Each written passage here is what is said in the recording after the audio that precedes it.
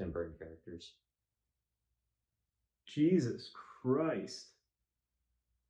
Those are edited, right? No, that's what they look like. Are you fucking kidding me? No, I've seen pictures of them before. That's how I know it's them. Haunting.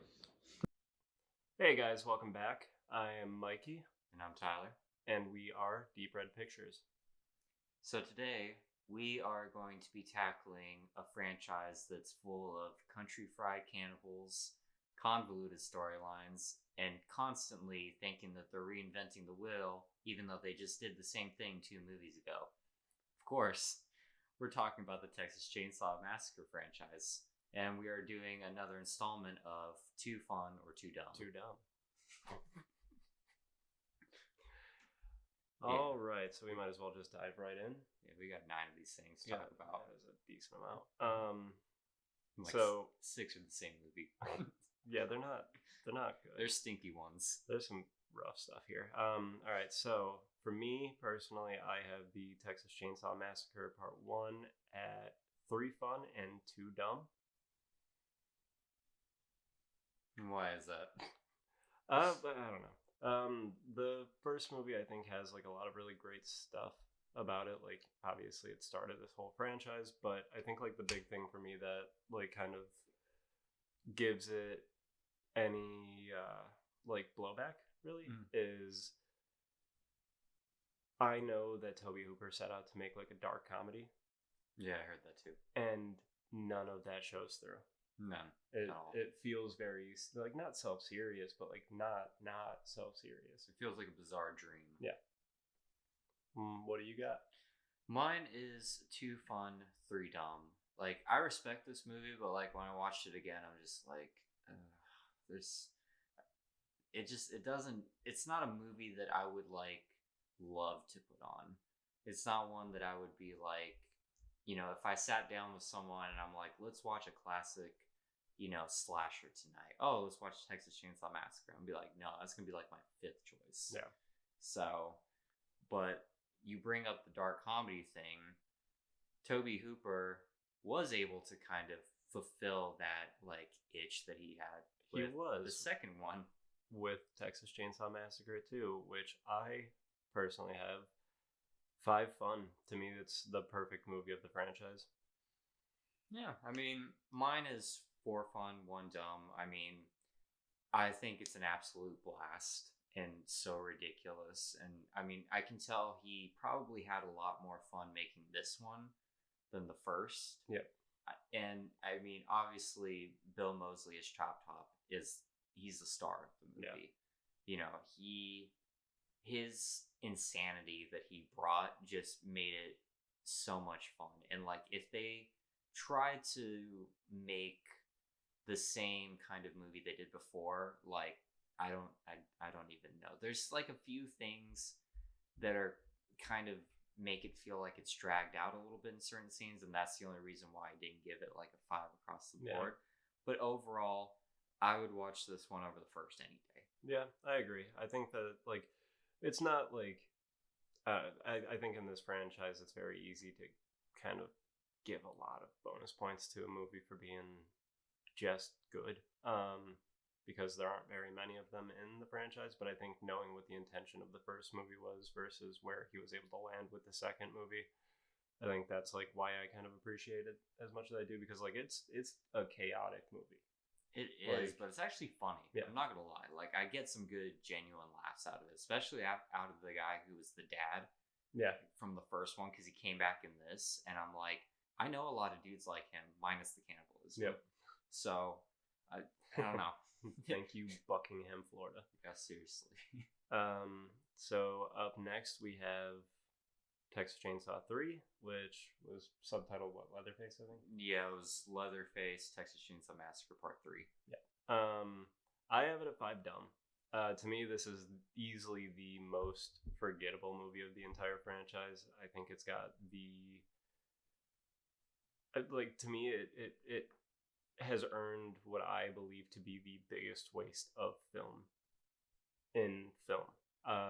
I remember the first time I watched this was actually not with you, but the second time I watched it was with you. But the first time I was really young and didn't really like register it. Yeah, but so we did like a thing like maybe 2 or 3 years ago where we sat down and just watched all of these movies back to back. Don't, but that was, I think we talked through the entire movie. Like I couldn't bring myself to pay attention to it because it's just that unenjoyable. Yeah. Mine is at Too Dumb and or no, excuse me, Too Fun, Three Dumb, and I only give it like Too Dumb. Damn, excuse me, as Too Fun because I mean there were a couple scenes that I had a good time with, but it definitely is like the most like quiet kind of just like in the corner movie in this entire franchise. And I don't know if it's just because people view it as just genuinely like forgettable, or if maybe it just never had the kind of traction that all the other ones have. Because let's face it, the next one, people know because they believe it's so bad. Texas Chainsaw 4, The Next Generation. I thought it was the new generation. Is it the new generation? No, I think you're right. It doesn't matter. It doesn't. It doesn't it's matter at all. Matthew McConaughey is awesome and terrible in it all at the same time, which is why I gave it 1 fun point, but the rest is 4. It's just bad. It's a bad movie. But Matthew McConaughey fucking with that mechanical leg for like 20 minutes for no discernible reason is pretty entertaining. Yeah, that I just gave it a 5 dumb across the board. I think I actually turned it off because I remember watching it and it became one of those movies where like as it went on, I just played like on my phone more and more to the point where I remember something happened where I had to like stop the movie to go tend to something and I just never turned it back on. And I feel like I made the better decision. You did. So, I think Renee Zellweger is in this. Yeah, it is. Yeah. Like it was supposed to come out. I think it was like 94 or something like that, or 95. But they wanted to wait till Renee Zellweger and Matthew McConaughey became bigger, and then they were like, "All right, let's put it out now." And people were like, "No, I reject you." But the good part of that movie is it kind of tanked the franchise so hard that they had no choice but to give us the 2003 remake, which I personally have for fun, 1 dumb. There is so much to love about that remake. I think it takes everything that the original sets out to do, expands, darkens, and it's just a better movie, just like in every sense of the word. And that's a rare occasion for me. I am a fundamental believer that remakes are just by definition inferior to the original. But this is one of the very rare exceptions to that rule for me. Yeah, I mean, mine's the same score as yours. I think that they definitely paid attention to the climate and the audience of 2003 and knew that if they did the carbon copy of, what people saw in 74, it's not going to scare or get a genuinely, like, frightening reaction. So they were like, let's just go straight slasher with it. Yep. And, make it meaner, make it more violent, take away any kind of suggestive violence. Because this movie's, like, actually relatively hardcore. Oh, yeah. Like, even from, like, the moment, like, with the hitchhiker scene all the way through to the very last scene. The only thing that kept me from giving it a 5 across the board is there's, like, a lot of, like, character decisions that I was like, that's a little too overly cliche. Yeah. Like the decisions that Jessica Biel makes in like the first half of the movie, I'm like, dude, this is why you're in that situation. Yeah, they're all bad. But then like throughout the film, I feel like her character kind of grows. She becomes a little bit more of like, I need to survive this, so I'm going to do what I need to do in order to survive it. But they did what I think a remake should do, where they take the skeleton or the DNA of the original and they put their spin on it. Yeah, they added their own meat to the bones. Exactly. I think that's why. I mean, this one is personally my favorite in the whole franchise. Like, I just have the most fun with this one. I think I can agree in saying that, like, to me, it is far and away the most competently made. Definitely. I think, like, stylistically, it's a really good movie, just visually. Same cinematographer too. Yeah. And I think, like, I think that there's something to be said for, like, like I said, like the expansion on certain things. Like, instead of like the dad character, we get Arlie Ermey's Sheriff Hoyt, who's frightening. who is genuinely, when he's on screen, you're just tense. Yeah. Like, so I guess in that regard, like, if we were ranking this based off of like that horror aspect, because it's a horror franchise. I think if we were basing it off of like just that, then absolutely the remake for me would take that like top slot. But just in terms of like this franchise, what's to me more fun, number 2 will always be my perfect movie of this franchise. That's fair. I definitely respect that. But the remake became pretty popular. So in like most movies, because this was still the early mid 2000s, they had to punch out a prequel to the remake. Because, everyone wants certain questions answered. So we ended up getting Texas Chainsaw Massacre at the beginning. And the really good thing about Texas Chainsaw Massacre at the beginning is that it takes everything that the remake did and it does it just kind of shitty. I have Texas Chainsaw beginning at 2 fun and 3 dumb. It's not like a completely soulless movie. In my opinion, like, it's absolutely a cash grab, but like there's still you can tell that somebody behind the camera cared. I think like the story itself is compelling. I just think that the way that they chose to play certain aspects of it out was kind of just thoughtless. Yeah. Like the whole thing with like the brothers, being drafted and everything, and the younger brother not wanting to go and everything, like, that's a compelling story, but they chose to do kind of fuck all with it. Like, it's a moment of contention, but it's just a moment, and then the next thing you know, the brother's being a fucking hero.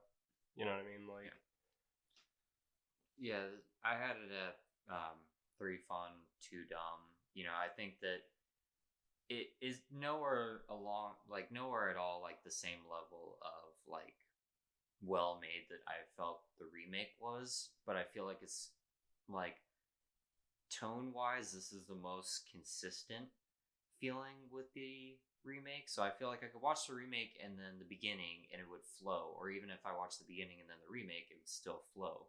The problem with the remake is, or excuse me, with the prequel, is that I feel like they tried to focus a little bit too much on trying to gross people out. So they gave us the compelling story with the people rather than these are just teenagers partying. This is like an actual internal struggle between 2 brothers that, nobody wants to talk about. And I mean, they answered some questions that I guess it was cool, like kind of like how they became cannibals, how the sheriff, started eating people when he was like in a POW camp. Like, that's cool. That's something that's creative that nobody ever really did. Yeah. But at the end of the day, like, how it ends, I'm just like, a lot happens just for it to not matter in the end. Yeah. Like, watching it, that everything that's happening is borderline inconsequential. Like, it's cool to see certain things like Monty lose his legs. And, and obviously, like I said, like, Arlie Ermey as a whole in both of these movies is just a force. So it's always entertaining watching him. Definitely one of the best characters in the whole franchise, in my opinion. I think the like intro and kind of seeing like how Leatherface more or less kind of like fell into the family rather than like was born into it. Like, at first, I think like when I was younger, that always kind of bothered me. But I kind of, as I've kind of rewatched it as I've grown up and stuff, I kind of think that there's something to be appreciated there. Actually, like, I think that there's it kind of just adds to like that family's like ability, like, we need, we take. So like in terms of like like even down to their diet now, we need, we take, like, or we want, we take. And in that case, they saw a baby that nobody was gonna love, and they took him, loved him, and turned him into a chainsaw wielding maniac, and we love them for it. We do. But this movie, I think it did okay. I mean, the critics hated it, obviously, like they do pretty much all of them. So we didn't get one for a few years up until Texas Chainsaw. And if 3D. you thought we were going to get a sequel to that remake. We're going to see one-armed Leatherface in action. We're going to see all of the great cinematography that happened in that 2003 remake. If you thought that we were going to see anything remotely as enjoyable, you're wrong. Very wrong. Texas Chainsaw 3D is... This to me is... it's so bad it's good. So I actually gave it 1 point for fun, but 4 dumb. And the reason that I even gave it that point is because I actually have a lot of fun sitting down watching this movie and really trying to piece together when the fuck it takes place. Yeah. The creatives didn't know, so I think from our best guess, what it's supposed to be 20 years or something like that after the events of the original. Well, this is, from what I was told, yeah, it's around that time, because this was the first time that they went back to the beginning. Yeah. And like was, and they show us like we go back to the beginning, but then it's like a 20-year time jump where Alexandra Daddario's character is supposed to be like some 21-year-old or some shit, which would put her at 90 something, 5, 6 maybe. Yeah. And she's got, you know, like a smartphone and shit, and she's dating like a hip hop artist. Yeah. Actor. It's Trey Songz, right? Yeah, it's Trey Songz. And like obviously like that, like him being cast in that role or anything, like it doesn't play into the like events of the film. Like he's just an actor in it, but like they lean into who he is. Yeah. And that's where it becomes frustrating, because you hear his original music throughout the movie. You hear, you know, and it's just like he didn't happen for 25 years still. But it's just, there's some cool stuff, I will say. Like I think that they handled like that opening really well, like kind of recreating certain aspects and stuff like that. Visually, it was cool to watch. Overall, it's just a giant mess. The last act, Alexandra Daddario is running around with a flannel on that is like defying physics in every sense of the word. Yeah. I mean, this I gave like across the board 5 dumb. And like if you put a gun to my head and said, explain that plot, I couldn't tell you anything that happened except for that flannel. That's literally all I remember. And do your thing, cuz. Yeah, that too. That's literally all. And I'm just like, what is this? What's happening? Like, they must have had a budget of $12. Did you see it in theaters? I didn't. I have never been so mad. I remember leaving the theater and being like, what? Like, what? No. Because that was during the 3D craze, too. Yeah, it was, 2013, I think? Yeah, it was 2013, I'm pretty sure that came out. Like, they made all the mistakes that, like, 80s horror made with 3D. Like, they did all the same tropey bullshit, but in 2013. Like, as we're talking about it, I want to deduct the point that I gave it so badly, but I'm committed. And the good thing about that is, you know, like it's kind of like every bad movie in this franchise. When like a really bad one comes out, we get to restart the franchise. We get to restart the timeline. And the great thing about that is that we got to the wonderfully written, excellently crafted, whodunit Leatherface. I don't understand what the point of the mystery aspect of this movie was supposed to be. Like, the whole movie you're watching like a character that they're basically silhouetting to be Leatherface, and then there's like the pretty boy who's like a gentleman and he's all proper, and you know, he's still a little fucked up, but like he's a lot more, you know, with it than basically Lenny. And they do the switcheroo. You find out that the handsome kid's actually Leatherface because he's about to get fucked up by the sheriff or some stupid shit. Yeah, my score is the same as yours. 2 fun, 3 dumb. I should have said that, by the way. Yeah, it's just, like I told you, like, I mean, I had watched it previously, but then I remember you and I were watching it together. And like I said, this is the most country-fried Texas Chainsaw movie in this franchise. I mean, they overly did like the brown filter. Yeah. That they like give to make it more like southern, like Texas desert, you know, like mud water almost. Yeah. And honestly, too, the two inmates, the guy and the girl, I thought they were brother and sister the whole time until the scene where they start banging, and then even then, And then I'm you like, knew that they were brother and sister. yeah, I was like, where exactly is this going? Because I didn't remember that the first time. Yeah, I did not remember that scene. And so then, we recently rewatched this one together. Yeah. I had only seen it once prior. I saw it when it first came out, and I absolutely hated it. The reason that I gave it 2 points for fun is because I did rewatch it with a different crowd of people, and I found Tyler, and I found that there was a little bit more fun to be had just kind of sitting there talking shit about it. Where like if you watch any bad movie by yourself, you're not really able to do that. But we basically Mystery Science Theater the shit out of this movie. So, what happens when you do your second prequel? You do your third direct sequel, and we had that with the 2022 Texas Chainsaw Massacre for Netflix. Not the Texas Chainsaw Massacre, Texas Chainsaw Massacre. It's a very important distinction. I gave this movie 3 fun and 2 dumb, which I know is kind of crazy. Like, to me, it's being hoisted up with greatness like the original. And again, that's because this franchise was finally just doing enough. Like, it just did enough. And like, the sad thing is I don't think people realize how just enough they did.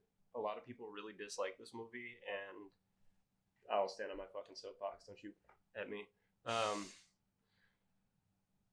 People don't understand that like this whole movie is wrapped in satire. I think like a lot of people think that like we're supposed to be rooting for the woke characters that we're following. They're like the centralized characters, so I understand the confusion there, but you're not. They're not like they're literally cannon fodder. That's why they're the worst. The one of them that that survives is the only one who is decent. Yeah. Like I've heard people just tear this movie up talking about how like the main characters are insufferable, and yes, they are. They were written that way so that we would enjoy watching them die. The one big gripe I do have though is like leave Sally Hardesty out of your bullshit. Like she didn't need to be brought into this. No. And not only that, but like they did nothing with her. Yeah. My score is the same as yours. 3 fun, 2 dumb. We watched this together when it came out, remember? I do. And I think that this is... Were we snuggling? We did. We snuggle and watch horror films every once in a while when we don't true. really have a living room couch to sit on. Yeah, and our wives are gone. But going back, like I feel like this was actually well made. Yeah, and I absolutely agree. I agree with you. Like trying to be like bring back like Sally Hawkins from the first movie, like don't, because she was in it 10 minutes altogether, maybe at best. Yeah. And even she does things in the movie that don't make sense, that kind of contradict with that. And they kept branding this as 60-year-old Leatherface, and I'm like, that means he would have had to be 10 in the first movie, and that would be the biggest goddamn 10-year-old I've ever seen in my life. Well, I mean, it happens, but like, and he also like, there was nothing that really showed that he was supposed to, like, that he was an old man. They gave him some gray hair, but in this, he was like, they took away like the special needs aspect to his character. Yeah, he just seemed and like they just country. They made him a guy who like plotted his revenge, and that's not what Leatherface was. Leatherface was, he's more of like a you point I go kind of character, and he's very deliberate in this, which I do enjoy at times. But I don't know, for the most part I do agree with that. Like there's nothing about this version of Leatherface that reads like 74. Yeah, exactly. Like this doesn't feel like a natural progression of that character. Something that people don't talk about too that this movie has, unlike all the others, this is the only movie in this franchise that with an actual fucking massacre. Massacre, yeah. An actual massacre happens in Texas. It's not like it's something where with like, a chainsaw. Yeah, it's not like something where like, oh, he's just killing off characters every 10 to 15 minutes of the movie. He saw down a whole bus full of people because they were too stupid to open up the back door and leave. That's such a... That scene, I think, is like where like the biggest bit of that confusion that we were talking about comes from. Yeah. I think like a lot of people watched that like trailer and saw the dude be like, "Go ahead, bro, try it, get you canceled," or whatever he says. Try anything and you're canceled, yeah, bro. and like I think like everybody was like, "All right, I'm not watching that," because like of course, you watch a trailer and you assume that that's probably going to be a character that's running around. He's not. But like what I also feel too, like I've never read or heard anybody like say this, but I feel like that massacre was also supposed to be kind of parallel to the younger sister in the movie was a survivor of the school shooting. Yeah. So I always kind of thought like maybe this parallels to the massacre that happened in her school, where she, even though she got injured on the bus, like she got injured at the school, but she made it out. So I mean, I could be tinfoil hatting that whole thing, but like, I mean, it's possible that you're sense. reading into it, but it would make sense. I mean, like the whole biggest plot point with her was that she survived a school shooting, and if you're gonna show her ability to, survive and stuff like that, like drawing parallels from that experience makes the most sense. But I never thought about it like that. But I might rewatch it and see something I haven't seen before. Yeah, but the sister was unbearable. The older one, main character. Yeah. Like the whole time, I'm like, dude, my God. Like the second, like when they go to the gas station, and the guy gets out of the truck with the gun, and she immediately starts making talking shit to him. Yeah, and then she gets mad when he says something back, and I'm like, that's so like on brand with what kind of character they tried to make. Oh, absolutely. And like that is kind of a testament like to the credit of the Netflix film, because none of the other movies in this franchise were setting out to do the same thing here, but it is a credit to the young cast that they had for the Netflix movie that they were that unbearable, because that was the intention. That was the point of those characters, was to be so unlikable that you rooted to watch them die. And I think they crushed it. You know what it reminded me of too? Was that like they played the part so well, and it reminded me of the cast of the Friday the 13th remake, how they played their characters so well. Like Trent was like is the perfect asshole. Yeah, and then they had the perfect hero stoner. of that movie. They had the perfect stoner. They had the perfect, cool friend. Yep. And so on and so forth. They just checked all the boxes, and they do that with this. Yeah. And like not only that, like I know we've been talking about this one for a few extra minutes, but it's the last on the list. Like stylistically, like the cinematography in this movie is at times gorgeous. Like the whole the sunflower field scene and stuff like that. Like that's such a the silhouette scene. Yeah. Like there's just so much to appreciate. But also there are bad things, like I said, like Sally Hardesty. If you had to recast the original actress, maybe just don't. You didn't need to. And give her a little to do. Yeah, and like they could have just made a whole brand new character. To me, it felt like they wanted to do like the 2018, like Halloween 2018 Halloween Kills thing, but like they wanted to cram both into one thing. Like she's on this pursuit for her monster, and then within one movie, she has to unpack the fact that he never cared about her. But it's so funny because it's like she's supposed to be a Texas Ranger now, but she can't find him, and then all of a sudden it's like, oh, something's going on in the town that all happened in. Holy shit! I guess he's there. He must be there. But and then of course it gave us the little post-credit scene. Did you ever watch that? I don't think I knew that there was a post-credit scene. Yeah, it was just Leatherface walking towards the old house from 74. So they're like sequel, but and actually no, I've heard news recently. What? Like maybe over the past like month or something like that, somebody released like a ranking of these movies and mentioned that like they had looked into it and they're still talking about trying to get it made.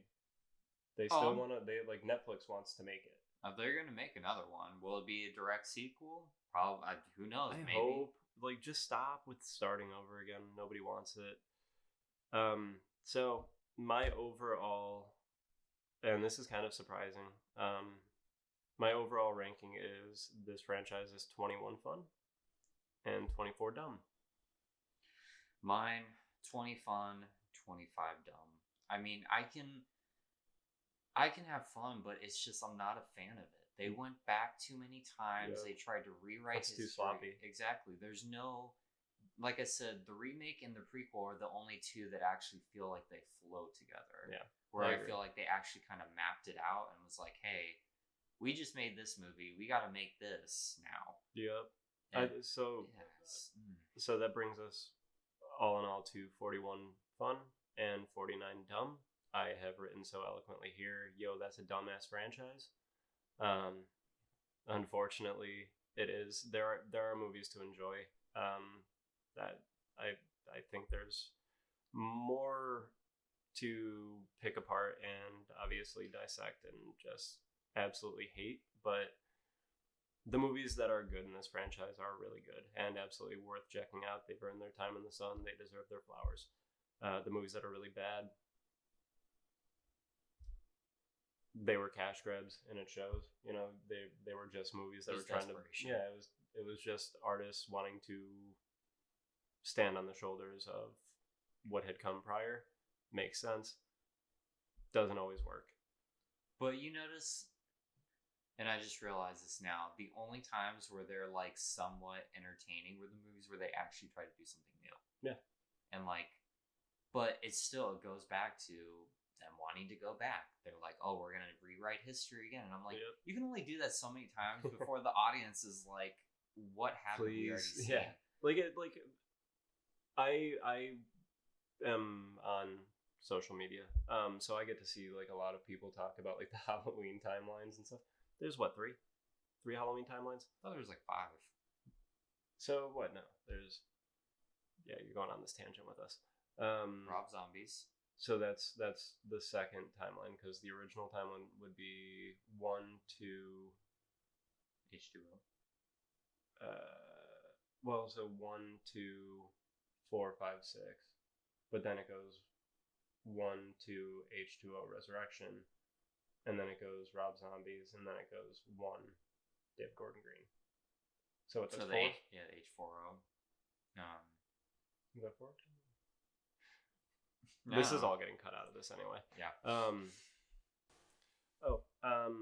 So I just wanted to take a minute before we wrap everything up here to thank you guys for the patience and apologize personally. We have taken a couple-week hiatus. That's because I am dealing with some stuff in my personal life. Us being a young new channel, the way that we are and stuff, we sat down together and decided that we didn't want to immediately start trying to pump out independent content until we're comfortable. There will absolutely be room for that in the future. Both of us have different interests. Both of us have things that we would like to be able to use this as an outlet to talk about. But we're just not there yet. So rather than one of us putting out a video that might feel a little bit, slapped together or desperate, we decided that we were just going to take a couple weeks while I deal with the things that I had to deal with. So we appreciate the patience, and we hope that you guys continue to support us. Speaking of support, go ahead and share your thoughts down below. Click the like button. Caress it. Caress the like button, please. Yeah, thank you guys.